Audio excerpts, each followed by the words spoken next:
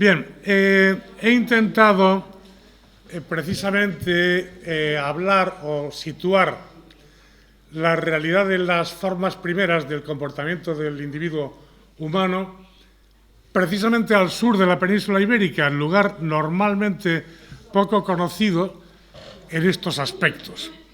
Quizás porque se ha trabajado menos en una parte importante.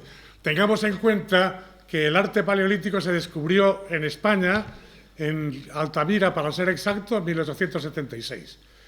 Y que eso dio una repercusión muy grande a todo el conocimiento humano de aquel momento y posterior, y obligó quizás a que la gente trabajara intensamente en un espacio determinado, que era el norte español y el sur francés.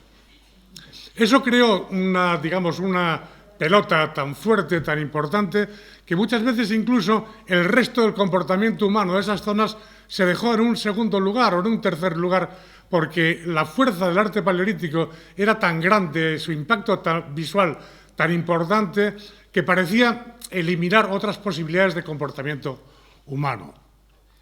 Como bien ha dicho la profesora Bueno, todas las circunstancias gráficas lo que hacen es demostrar un comportamiento humano.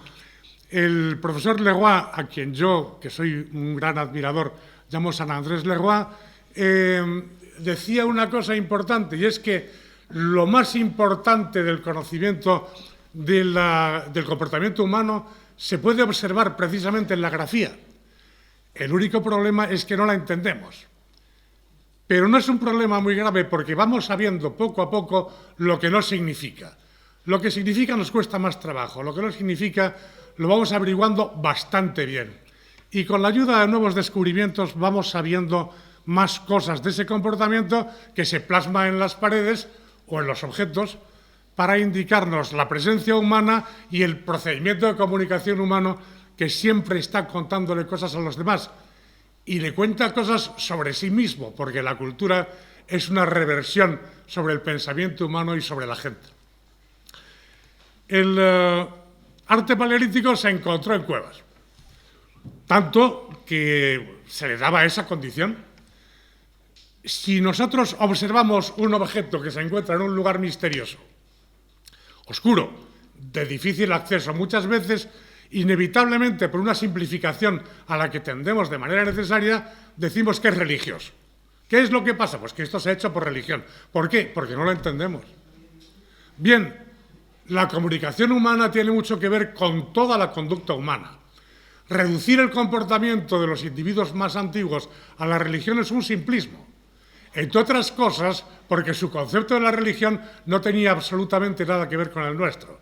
Y nosotros hacemos una transposición incorrecta hacia el pasado diciendo que aquello era religión porque era difícil y oscuro. Bueno, es verdad, de vez en cuando sí, de vez en cuando, no siempre. El arte se unía a las cuevas y, por tanto, se reducía a un espacio muy concreto, muy determinado, muy pequeño de lo posible en el comportamiento y en el paisaje. Y eso significaba que solamente había gente en aquellas zonas donde se practicaba este tipo de pensamiento religioso gráfico.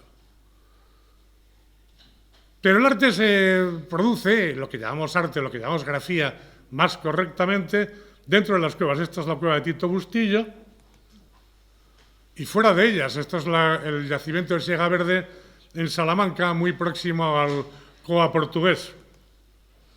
Y se produce en la costa, esta es la costa de Ribadesella y Tito Bustillo está aquí, y se produce en el interior, en los ríos interiores. Este es un río, el río Sésero en Portugal. Es decir, la grafía comunicativa del conjunto humano de las épocas más antiguas se produce en todos los sitios posibles. Nosotros hemos llegado a decir, además, que lo normal dentro del Paleolítico sería plasmar las cosas al aire libre para que las viera todo el mundo, y la excepción serían las cuevas. Eso es una exageración, probablemente, pero tiene una parte de verdad importante.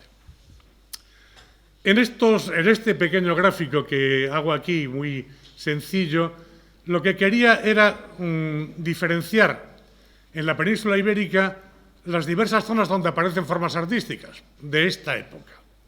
Y elimino el norte, no porque no me guste, yo soy asturiano y me gusta, simplemente porque es el sitio más tratado, donde se han dicho más cosas y donde hay una mayor acumulación de conocimientos. A nosotros nos interesa conocer precisamente aquello menos conocido que nos otorga una condición de conocimiento mejor. Bueno, todo este interior no está ni desierto ni vacío. La concentración de los espacios, la concentración de los objetos, de los yacimientos, es menor porque el espacio es más grande y porque conocemos menos. Pero lo que se produce y la forma de relacionarse con la realidad y con la gente es muy semejante.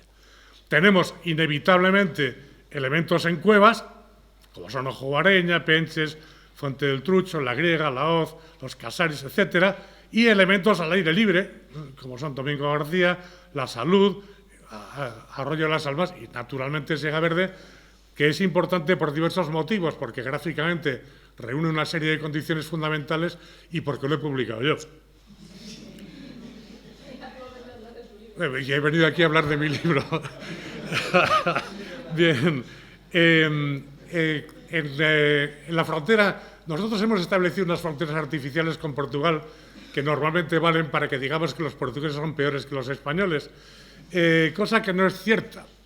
Y además comparten con nosotros muchas cosas, entre otras cosas vicios también, pero comparten territorio y grafía en gran abundancia.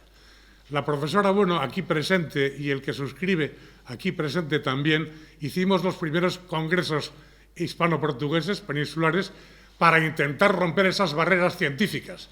Y creo que lo conseguimos en una parte importante. En la zona del Guadiana, que hace frontera entre Extremadura y Portugal, y que ahora está cubierta por un inmenso pantano, dado que fracasó su primer intento en el COA, aquí, en estas piezas que están en la zona española, resulta que hay grabados al aire libre.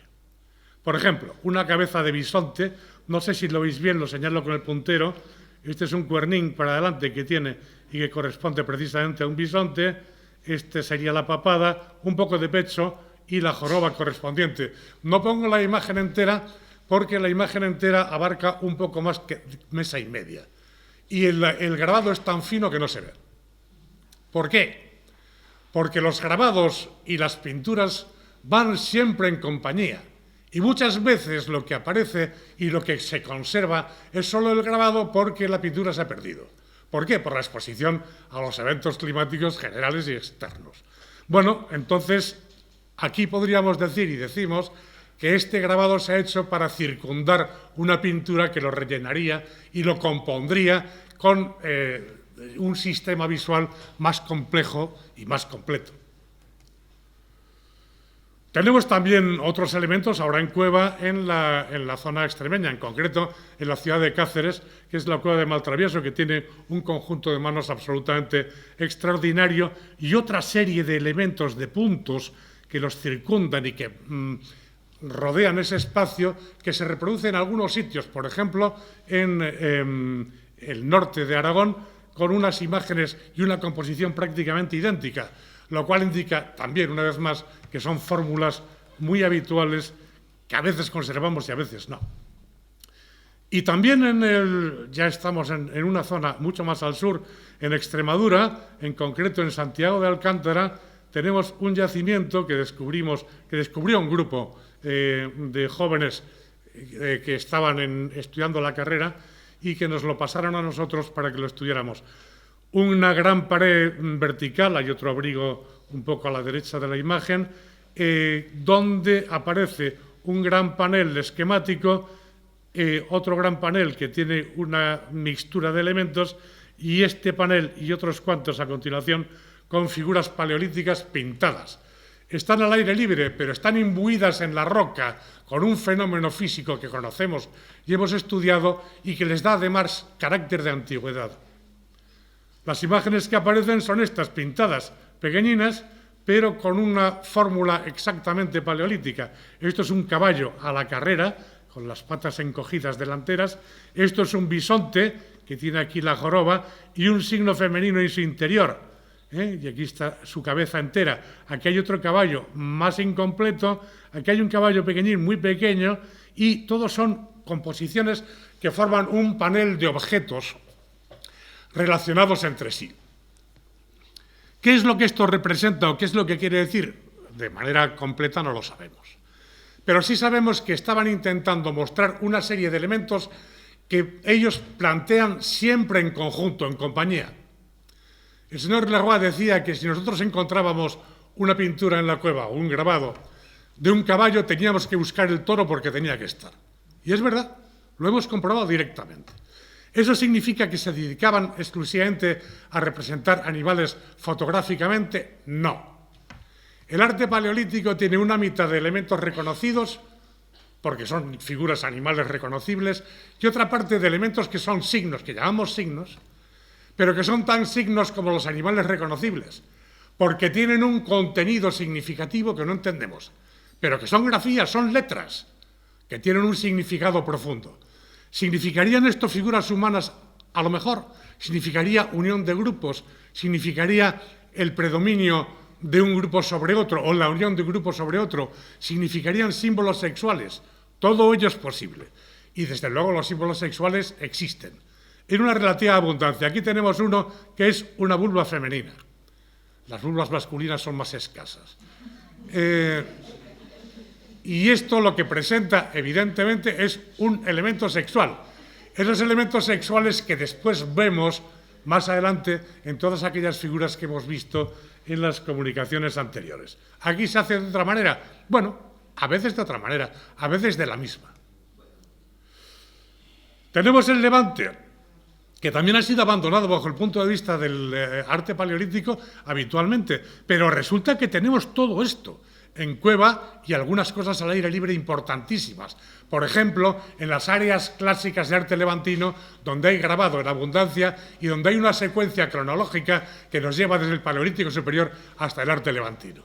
Todo eso ha sido poco considerado y es importantísimo. Aquí tenemos todo este conjunto en el que hemos incluido también los elementos que pertenecen a Murcia. Bueno, en el caso fundamental de Cieza, el arco, las cabras y la cueva de Jorge, que son unos elementos sustanciales para la comprensión del arte paleolítico en la península ibérica y en Europa, y que han tenido una dimensión mucho menor de lo que verdaderamente les corresponde. Aquí tenemos el Parpalló, conocido. Esto es una figura que apareció hace muy poco tiempo en las paredes porque se decía que no había arte rupestre y sí lo había, pero ha sido conocido siempre, aquí hay otra de las mismas condiciones o características, pero ha sido conocido siempre por la cantidad de placas grabadas y pintadas que hacen de él el yacimiento mejor dotado de este arte mueble de Europa. Simplemente, eso está en Levante, es el sitio que reúne una categoría y un número mejor y mayor de elementos gráficos muebles. Como por ejemplo esta ciervina preciosa grabada en una placa pequeña, como por ejemplo esta otra placa con una figura de caballo pintado, creo que se ve bien. Como por ejemplo esta serie, estos otros elementos.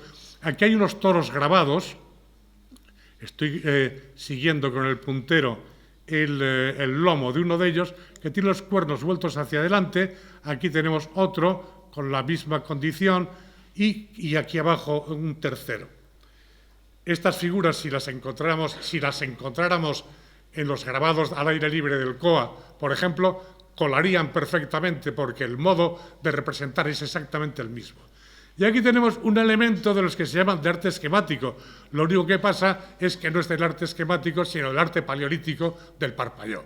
Con cronología del magdaleniense se duda un poco porque se dice que podría ser hasta del solutrense. En cualquier caso, da lo mismo. Pertenece al Paleolítico Superior y es arte esquemático. ¿Por qué? Porque los esquemas que se producen en lo que a continuación llamamos el arte esquemático, en una parte importantísima, hasta casi mayoritaria, aparecen ya dentro del Paleolítico. Y, por tanto, tienen una longitud gráfica, una longitud significativa inmensa. Estamos en Cieza. Este que está aquí de espalda es Joaquín Salmerón. hace muchos años que tenía una calva menor.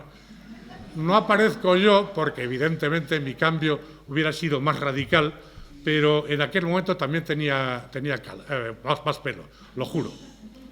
Bien, estamos recorriendo este espacio magnífico con una serie de imágenes que yo creo que son un modelo que no se ha utilizado como tal, pero debe hacerse, de lo que se produce en los abrigos al semi-aire libre que existen desde aquí hasta Andalucía, con una concentración muy importante en Cádiz y con una variedad y una amplitud absolutamente extraordinarias. Creo que este es el modelo porque, aparte de todo, fue de lo primero conocido y de lo primero que se trató, y además que ahora mismo está siendo excavado, dando una norma cronológica excepcional. Bien, esto es aquel recorrido que hicimos cuando éramos notablemente más jóvenes. Esto es la cueva de Jorge. Esta es la figura que aparece en la cueva de Jorge, un caballo paleolítico riguroso, que pertenece exactamente a lo que podría presentarse tanto en el oeste de la península ibérica como en el norte, como en el sur de Francia, donde uno quiera. Porque la grafía paleolítica tiene unos símbolos muy similares de aquí a Siberia, en las zonas más europeas, más eurocentristas, y de aquí a otros sitios fuera de Europa que veremos un poquitín. ¿Se hace siempre lo mismo? No. Las imágenes, es decir, las letras de esa composición gráfica son siempre las mismas, pero su composición en la frase son siempre diferentes. No hay una sola cueva que repita la misma secuencia de imágenes, por más que las imágenes sean las mismas. Porque lo que se está contando es aquello que caracteriza al espacio determinado donde esas imágenes aparecen y, por tanto, tiene su condición propia. Yo siempre cuento, quizás porque me repito mucho y porque como soy viejo puedo hacerlo sin problema, que en el alfabeto que nosotros utilizamos 24 signos, con los cuales podemos decir desde viva Dios que nunca muere y si muere resucita, hasta Eusebio ama a Juanito. Se puede hacer cualquier cosa, porque esos símbolos, unidos de una manera o de otra, componen cualquier tipo de significación, lo que queramos. El arte paleolítico tiene una serie de elementos básicos que son muy parecidos habitualmente: caballos, toros, ciervos, cabras, bisontes y poco más, y otra serie de elementos acompañantes, pero que en su totalidad son más de 24 signos, bastante más. Con la unión y la conjunción, la composición de esos signos, se puede contar cualquier cosa. ¿Se puede contar una cosa religiosa? ¿Por qué no? ¿Una cosa familiar? ¿Por qué no? ¿Una cosa económica? ¿Por qué no? Los grupos depredadores, conocidos más adelante en la historia humana y más recientemente, se caracterizan por una cosa fundamental: por no separar sus espacios conceptuales. Es decir, nosotros separamos la religión, la cultura, el sexo, la familia, el dinero, la casa, cada uno con un capítulo diferente. Los individuos que pertenecen a una sociedad asimilable a la que tenemos aquí no separan nunca esos términos. Y para ellos lo religioso es económico, familiar, etc. Si es que queremos hablar de religión. Y si queremos hablar de religión, lo que podemos decir, sin duda ninguna, es que lo que tuvieran no tiene absolutamente nada que ver con lo que nosotros proponemos como religión ahora mismo. La Cueva del Arco, con unas representaciones, esto es una cierva claramente paleolítica, que podría estar en cualquier lado, y unas representaciones de cabras, cuernos con sus cuernos frontales, que en cueva solo se conocen en la Cueva del Otero de Santander, pero son idénticas, exactamente igual. Aquellas están grabadas, estas son las únicas pintadas del país. Bien, pero son la misma representación. Exactamente la misma. Aparte de todo, a mí me parece correctísimo hablar de grabado y pintura, pero no deja de ser una cierta gollería, porque el grabado y la pintura en significación es exactamente lo mismo. Lo mismo. Y tenemos Andalucía aquí cerca, con una frontera que también nos hemos inventado, que no tiene absolutamente nada que ver. Yo recuerdo hace muchos años, Julián Martínez organizó unos congresos estupendos en Vélez Rubio y Vélez Blanco, Y él, hablando, contaba, bueno, yo soy de Vélez Rubio, pero mi relación familiar y mi sitio central es Murcia y lo ha sido toda la vida. Es decir, yo tengo una relación con Murcia más fuerte que con otros sitios de Andalucía. Bueno, siempre establecemos unas fronteras muy peculiares que son siempre mentira. Bien, tenemos en Andalucía una barbaridad de cosas. Elementos al aire libre, elementos en cueva. Algunas de las cuevas, como la Pileta, que es la que tiene seguramente una secuencia más larga, más compleja y más rica que existe en el territorio español. Y eso ha quedado siempre un tanto al margen porque estaba allí, porque ha tenido dos publicaciones, una antigua, mucho mejor que la más reciente, hecha por una belga que tenía poco conocimiento y pocas ganas de trabajar, y al final se nos ha quedado incompleta, no sabemos muy bien lo que es aquello, que es una auténtica maravilla. Bueno, aquí tenemos la cueva de Ambrosio, muy cerca de los predios de Julián Martínez, donde lo que hay es una cueva muy poco profunda, arriba hay otra cueva mucho más profunda, por cierto, una cueva tan poco profunda que se puede decir que es arte al aire libre. Yo lo digo, porque no tiene una protección de cueva en absoluto, es un abrigo. Es decir, está plasmando al aire libre una serie de elementos de aquellos que en su momento se consideraban como exclusivos de una cueva profunda. Pues no es así, porque las representaciones gráficas del Paleolítico y posteriores se hacen en todos los sitios. Aquí tenemos la figura fundamental, que es un caballo. Hay otras formas pintadas. Bueno, es un poco más complejo. Ciertamente también merece un estudio en profundidad porque es una cueva magnífica, además tapada por sedimentos arqueológicos, solutrenses. Por lo tanto, tiene una fecha muy determinada, muy correcta y muy adecuada para lo que aquí se está viendo. Sí, perdón, sí, ciertamente. Para nosotros solutrense es hace más de 18.000 años, entre 18 y 22.000 años. A partir de ese momento, antes del presente, a partir de ese momento se llama ya magdaleniense, que es aproximadamente desde ese mismo momento, hasta depende de los sitios, porque tenemos cosas que llamamos magdalenienses que superan el 8.000 antes de Cristo, hacia abajo. Es decir, que están en un momento ya epipaleolítico cronológicamente. Pero en fin, esas son complejidades cronológicas de las que no vamos a hablar aquí mucho, porque tienen su valor, pero es un poquitín complejo. Esta es la cueva de Nerja, donde mi digna esposa y el que suscribe aparecimos haciendo el viaje de novios. Tiene, por tanto, un relieve especial que vale la pena resaltar. En este lugar, las pinturas importantes están colocadas en una zona que se encuentra a 50 metros por encima del sitio por donde se deambula por la cueva y donde hay que subir aproximadamente a pelo. Yo llevaba un equipo de fotos que pesaba unos 15 kilos y Mimi, mi esposa, no llevaba ningún equipo y aparte de todo es muy ligera y además tenía un miedo horroroso. Y entonces subió como una cabra, fue una cosa maravillosa, hasta arriba.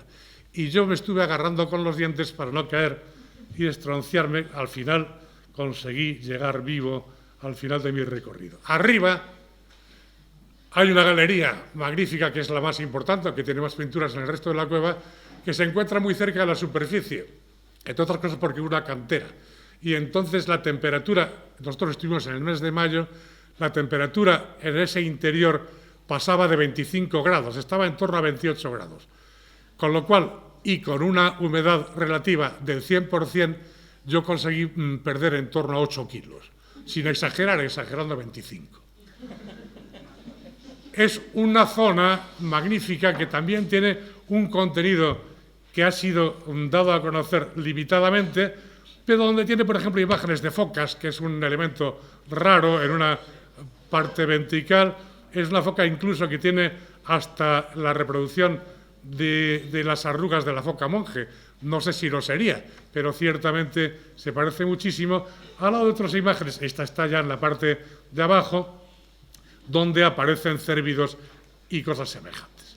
Aquí tenemos la cueva de la Pileta, con un panel principal magnífico que tiene una figura de pez, el que sea, porque la mayor parte de las veces de los peces que se representan son difíciles de analizar en su especie determinada. Suelen mezclar fórmulas de diversos peces. Parece una cosa muy rara, pero prácticamente hay un pez en cada cueva. No más, pero un pez sí. Es decir, es un elemento interesante. La cueva de la Pileta está lejos del mar, no demasiado, pero lo suficiente.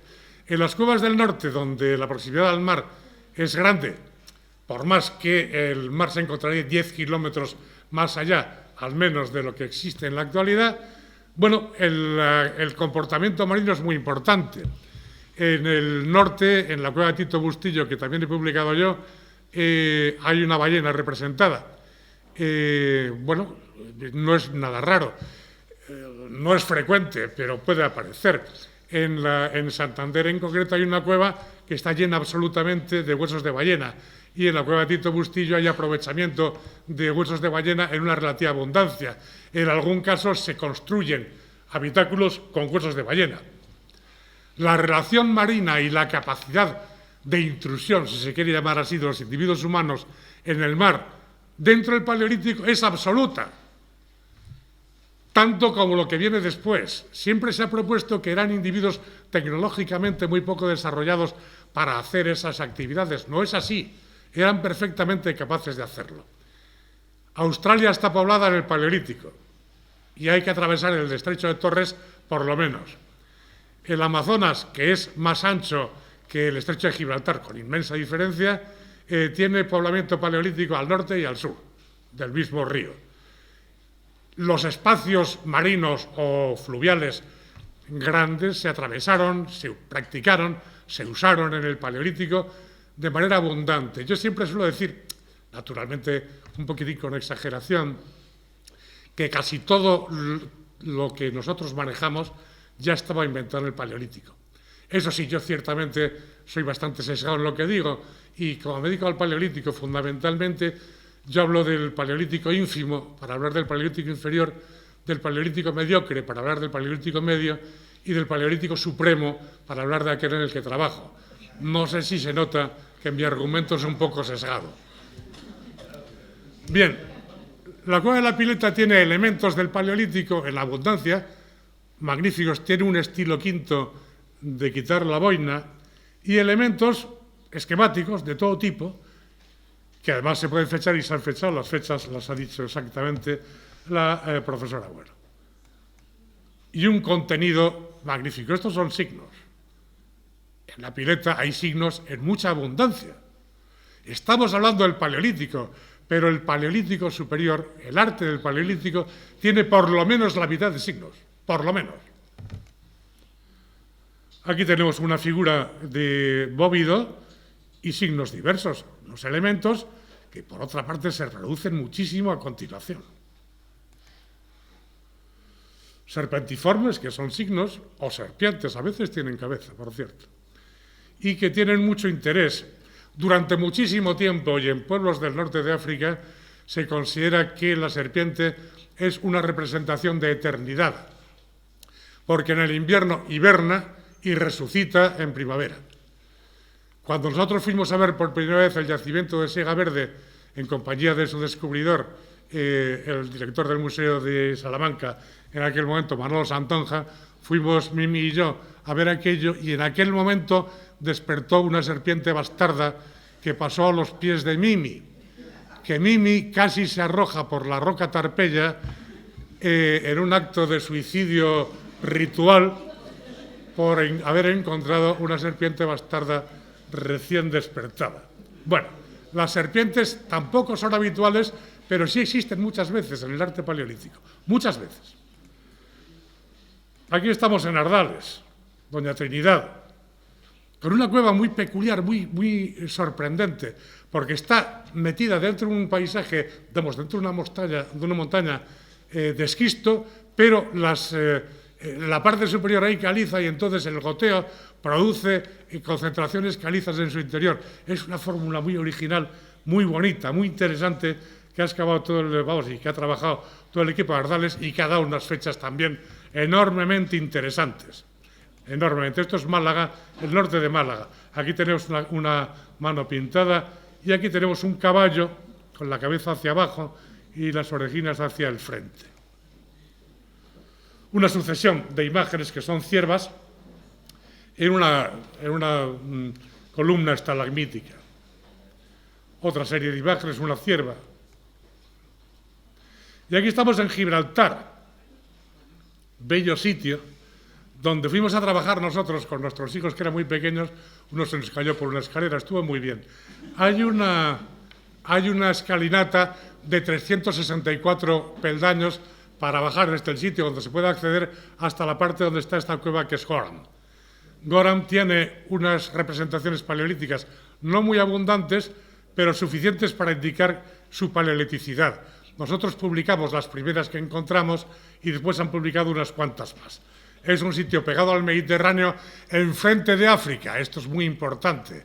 Está enfrente del Jebel Musa, otra de las columnas de Hércules que cerraban el Mediterráneo,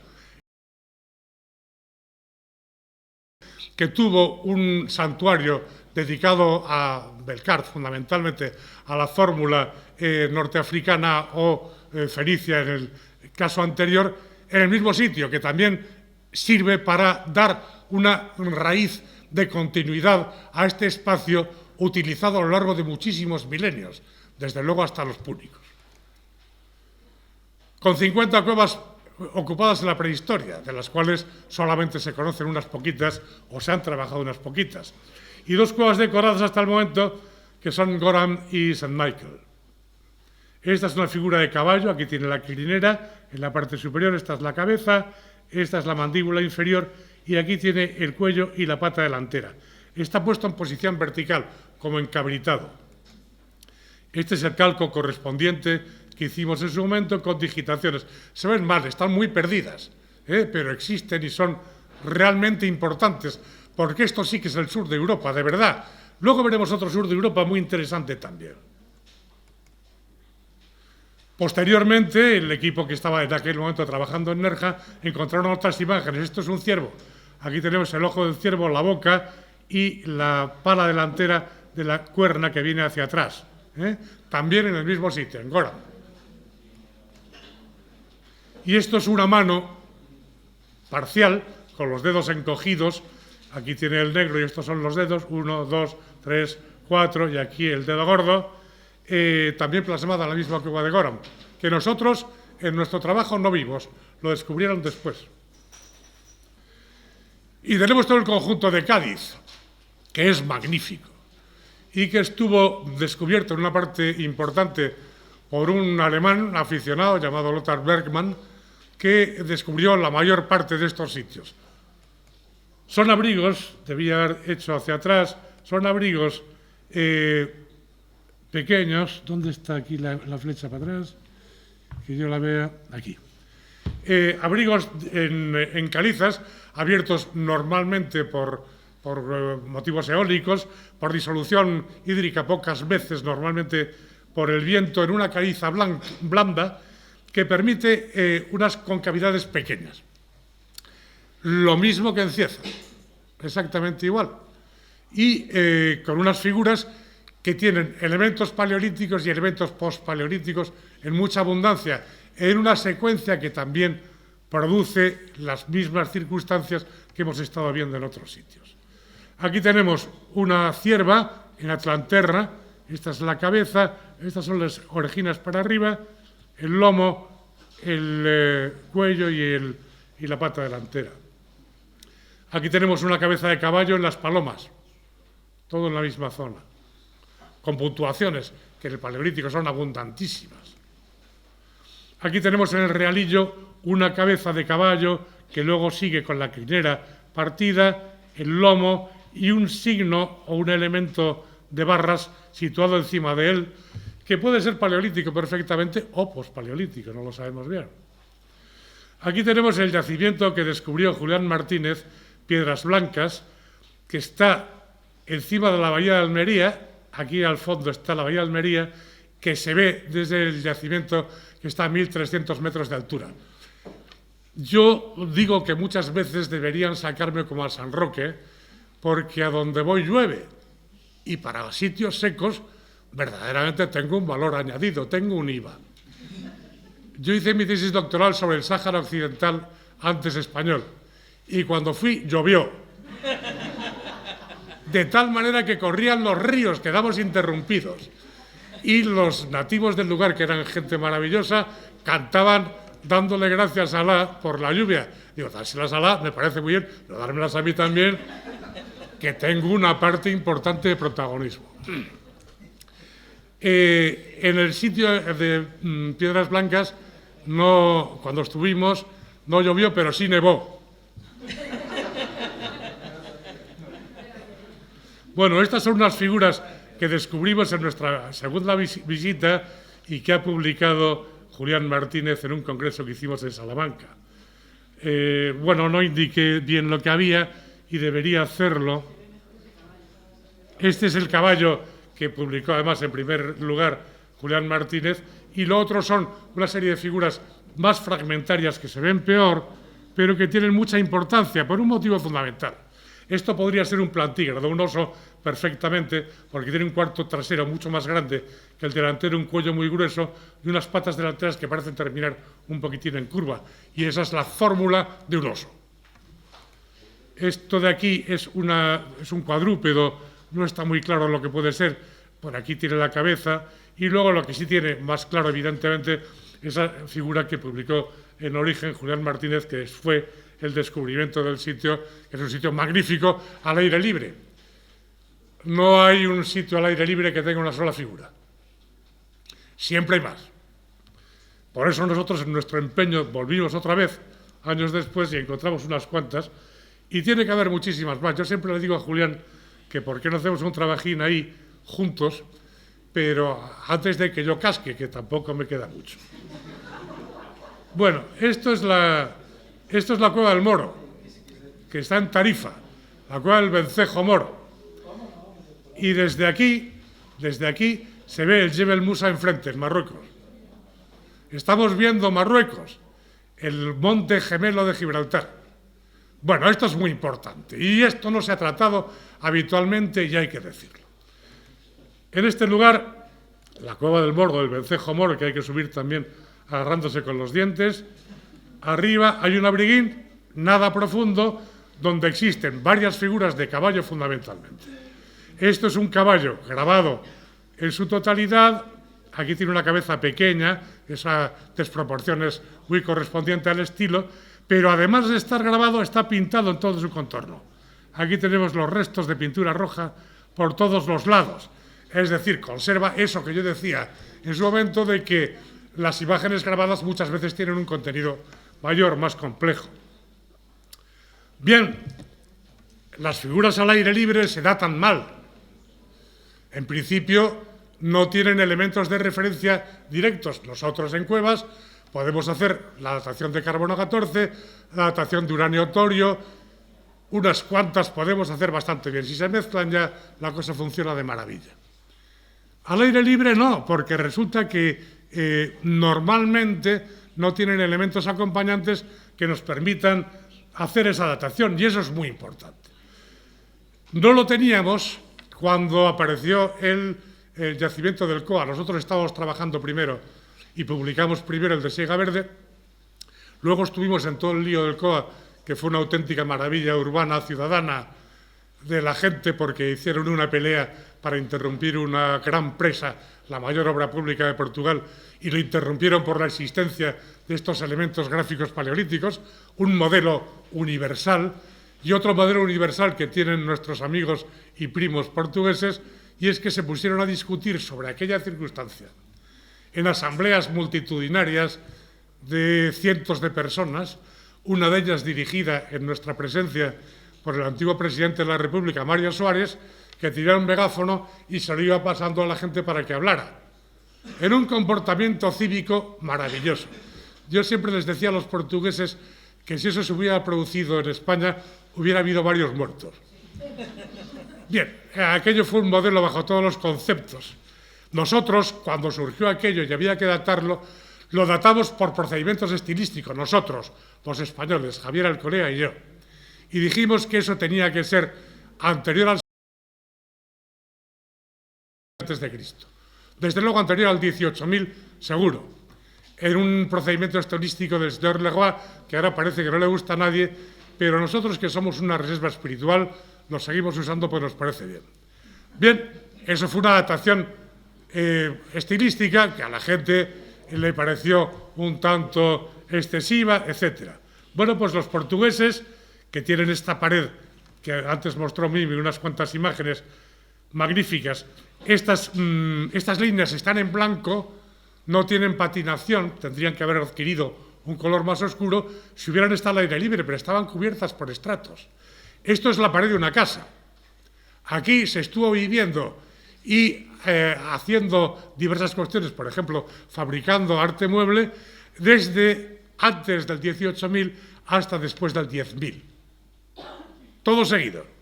En una secuencia que nuestros amigos y colegas portugueses excavaron y que dieron esta secuencia. Ahora mismo me han dicho en la exposición que se hizo del COI Siega Verde, que se inauguró hace 4 días en el Museo Arqueológico Nacional, que han encontrado elementos anteriores todavía a este 18.000. Es decir, se están metiendo en épocas mucho más antiguas. Hay que tener en cuenta que las excavaciones que estos hicieron, por ejemplo, un equipo muy pequeñín, son gente pobre y animosa, han encontrado ya elementos del musteriense. Por lo tanto, una vez más, estamos excediendo las barreras del Paleolítico Superior, que es lo normal, lo esperable. Bueno, esto es una imagen de Siberia y una figura de mamut, una cabeza de mamut, que se dedican a sacar los nativos del lugar y a venderlos para hacer diversas cosas, por ejemplo, bolas de billar. Y que ellos se comen la carne porque como está congelada se puede comer perfectamente. Bueno, cada vez menos, porque esto con el cambio climático se está deshelando y nos quedan mamuts para 4 días. Bueno, hasta los años 80 no se conocía el arte al aire libre. El arte paleolítico tenía que ser en cueva. Por tanto, el arte solamente podía ser europeo, solamente podía ser en cueva. Todo aquello que estuviera fuera, por ejemplo, al aire libre en África, no podía ser paleolítico. ¿Por qué? Pues no estaba en cueva. Y en la península ibérica tampoco. ¿Por qué? Pues no estaba en cueva. Y no había ni misterio, ni religión, ni sacerdotes, ni niños educándose en la contemplación de las figuras más delicadas y complejas gracias a un sacerdote que les conducía hacia el más allá. Bueno, a partir de 1981 los portugueses, una vez más, que no habían trabajado nunca en arte al aire libre porque prácticamente no había en Portugal, no había más que una cueva, descubrieron un sitio al aire libre en Freixo da Espada, a Sinta, en las riberas, también muy cerca del Duero, que es donde se concentra la mayor parte de estas cosas. Y encontraron una figura que se determinó como paleolítica y a partir de ese momento nos hicimos la imagen de que el arte paleolítico al aire libre existía y buscamos. No se encuentra lo que no se busca. Y no se conocían tampoco gracias anteriores al 38.000. La fecha más antigua que daba Braille para las figuras del arte paleolítico era 25.000 a.C. Hemos tenido ya fechas de 38.000 y tenemos más. Ni se conocía el arte paleolítico fuera de Europa, no podía haberlo. El arte era europeo y en cueva. Nada más, era el arte de los superiores europeos. Bueno, en la cueva de Tito Bustillo, que como veis acudo a ella, entre otras cosas porque he trabajado en ella, encontramos unas fechas de uranio-torio, que son estas que están aquí abajo, entre 30.000 y 36.000. Hay una variación importante, Eso, hay una precisión discreta. Pero resulta que tenemos fechas del 36.000 en un yacimiento que está a sus pies y que excavamos, y fechadas por carbono 14. Bueno, eso, primero, nos permite decir que la cronología es muy buena. Segundo, que la cronología de uranio-torio funciona muy bien. Tercero, que hay que seguir adelante y conectar con todos los procedimientos que podamos. Pero el uranio-torio, que es un procedimiento de desintegración atómica, como todos los que se usan en estos casos y que supone la semidesintegración del uranio en torio, por un margen, por un periodo de 120.000 años, eso permite dataciones a las que no llega el carbono 14, porque el carbono 14, a partir de 45.000 años, empieza a no tener precisión. Si podemos conjuntar las dos cosas, aquello funciona. Y somos capaces de fechar en momentos mucho más antiguos. Esto es magnífico, es nuevo, es bueno, tan bueno que, como ha dicho muy bien Joaquín, los franceses nos impidieron trabajar en una cueva haciendo esta metodología y a continuación ellos la hicieron porque tenía que ser francés. ¿Qué le vamos a hacer? La vida es así.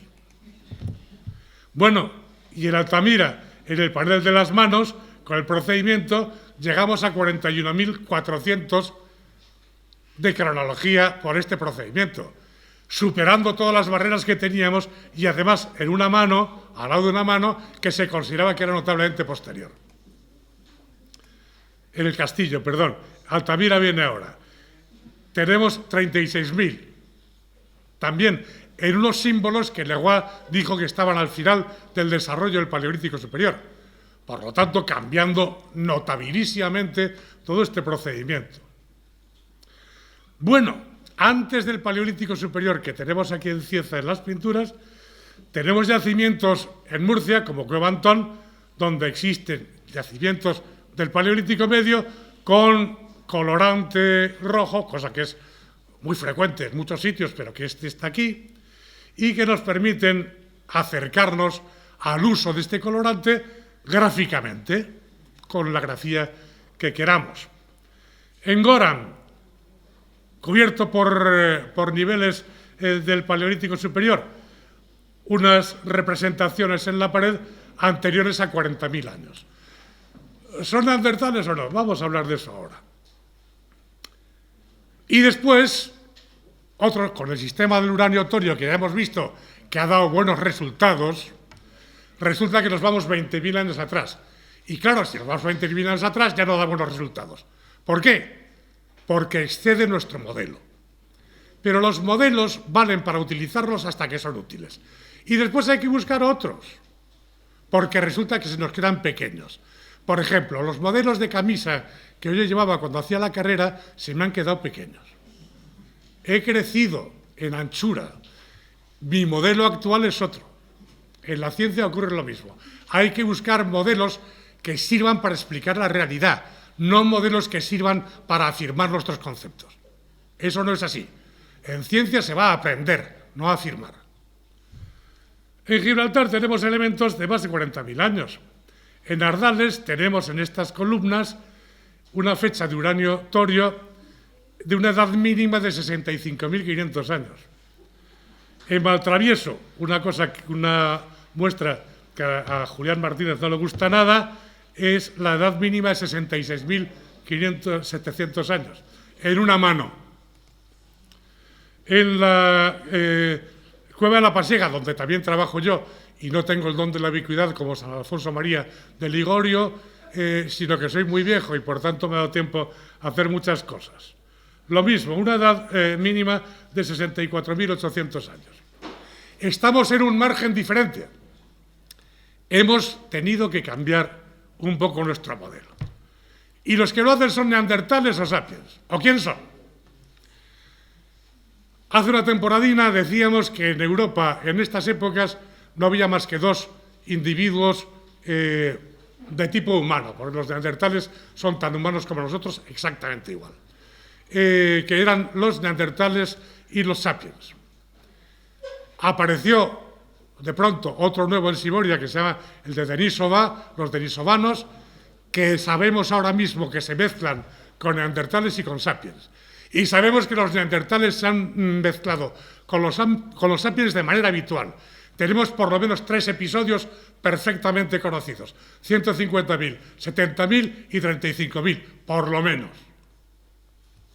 Lo cual quiere decir que se pueden mezclar. La tradición, más bien religiosa que otra cosa, decía que era una especie deleznable, lejana y todas estas cosas. Y yo tengo una cierta tendencia teatral. Y entonces en clase decía, ponía un ejemplo. Va un sapiens por la playa y ve a una neandertala. y entonces, como es neandertala, dice, ¡oh, qué asco y tal! O no le dice, cuchichi, vamos a tomar unas copas, en este caso, unos lomos de ciervo, y vamos a charlar un ratín, a ver qué encontramos entre nosotros. Bueno, esto es una imbecilidad la que yo digo, pero sirve para decir que estamos al lado, que somos los mismos, que nos podemos mezclar, que yo, en fin, de mí no es nada sospechoso porque tengo la cabeza muy grande, pero yo tengo un 4% de neandertal, y los que estamos aquí, todos. Por lo tanto, me da lo mismo que sean neandertales o sapiens.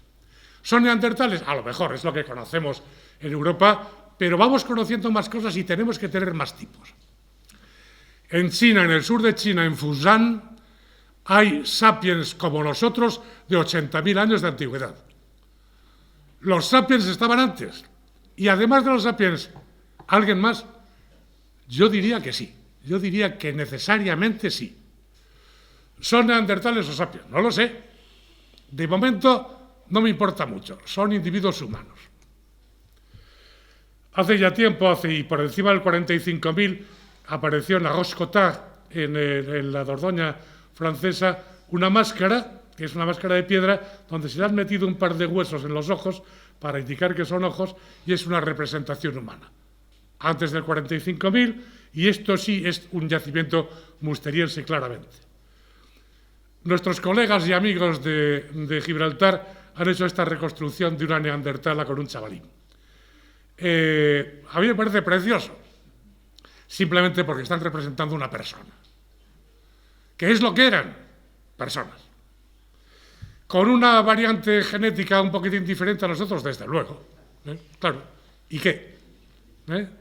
¿O acaso tenemos que ser todos, como en su momento querían hacer en la península ibérica?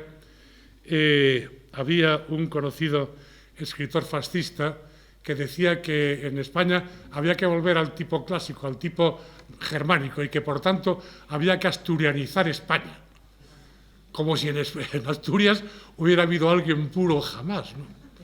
Bueno, esas idioteces. Este era Ernesto Jiménez Caballero, famoso escritor de aquel momento. Bueno, hay variantes, hay tipos físicos, hay variantes genéticos, hay variantes genéticas, pero nos mezclamos. Desde aquel momento somos mixtos, somos mestizos, que es lo mejor que se puede ser en esta vida. Si a un neandertal le ponemos una chaqueta como la mía, se aproxima un poquitín más a mí, tiene más pelo que yo, lo cual me ofende. Pero por lo demás, es bueno, y además se ha hecho muy exagerado, con unos caracteres físicos muy exagerados. Nosotros sabemos, por ejemplo, que entre los niños neandertales y los niños sapiens hay poquísimas diferencias, porque esas diferencias se agudizan con la edad y cuando se hacen mayores van distanciándose un poco más. Y las mujeres son menos distintas, las neandertalas, que las sapiensas, porque sus caracteres son menos extremos. Bien, es un modo de adobar algo que yo afirmo y que me parece muy importante, que estamos muy cerca, que eran capaces de realizar cosas, sin duda ninguna, porque las tenemos, y que si fueron ellos o no los que hicieron esas imágenes de 60 y tantos mil años, me parece bien, y si fueron otros también. No hay solamente elementos en la península ibérica con neandertales y formas, digamos, relativamente gráficas variadas. Las hay en muchos sitios, en muchos sitios. En Europa está lleno, también tenemos el Oriente Próximo. Pero, ¿dónde empezó todo este lío? No lo sé. En prehistoria hay un viejo vicio que consiste en buscar los orígenes de las cosas. Y cuando uno busca los orígenes de las cosas, se suele olvidar de la realidad presente o de la realidad que tiene que estudiar. Yo soy bastante enemigo de eso, a pesar de lo cual pongo aquí esta imagen, fundamentalmente para darnos cuenta de que no estamos solos, sino acompañados. Hay una imagen que yo suelo poner y que aquí no he puesto, de un profesor de Cádiz, que me la cedió, porque yo estuve en su oposición, y me pareció una imagen preciosa, de los distintos niveles del mar en el estrecho de Gibraltar con motivo de la última glaciación.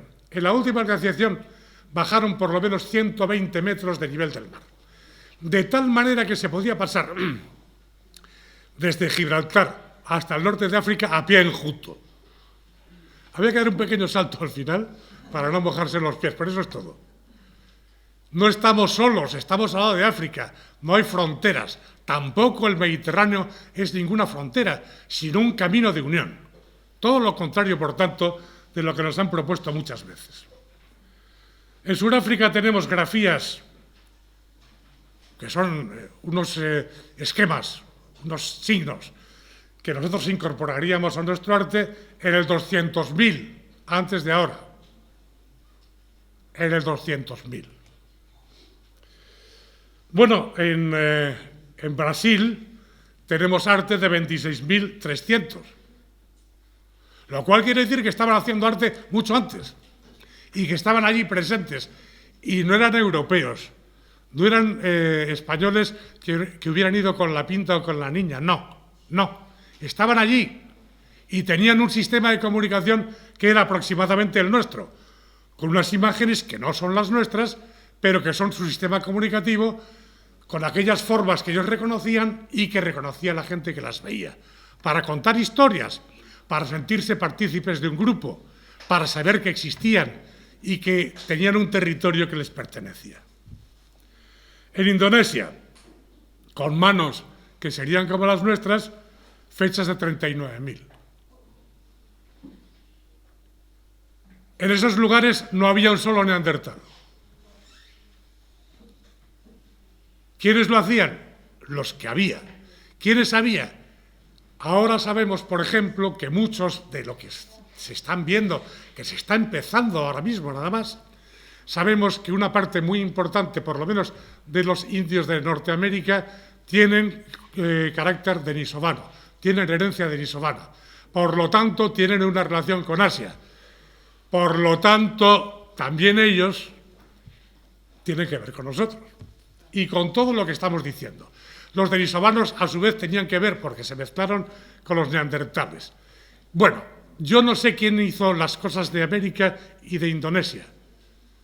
No parece que fueran neandertales porque no se han reconocido allí jamás. Cualquiera que fuera, era un grupo humano. Si fuera neandertal, magnífico. Si fue otro, estupendo.